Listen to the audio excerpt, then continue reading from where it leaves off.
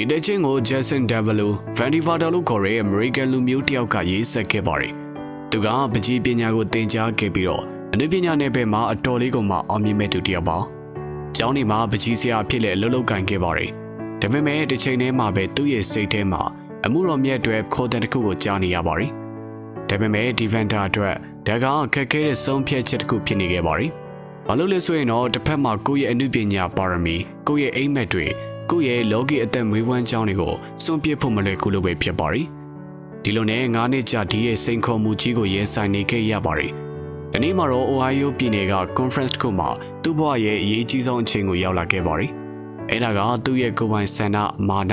ကြောက်ရွံ့မှုတွေအားလုံးကိုဖျားသခင်စီကိုလုံးလုံးလျားလျားလက်နဲ့ချအနံ့လိုက်တော့တာပါ။ဒီလိုနဲ့ရှိသမျှစွန်ချင်းဓမ္မတခြင်းကိုရေးဆက်ခဲ့ပါတယ်။ခရစ်တော်ကိုယ်တိုင်ကလည်းရှင်မသက်633နဲ့မှာဖျားသခင်၏နိုင်ငံတော်နဲ့ဖြောင့်မတ်ခြင်းတရားတော်ကိုရှေးဥစွာရှာလို့ပြောထားပါတယ်။ကျွန်တော်ရဲ့ရှုပါယုံအစီအစဉ်အားလုံးကိုဖျားလက်ထဲလုံးဝအနံ့လိုက်တဲ့အခါ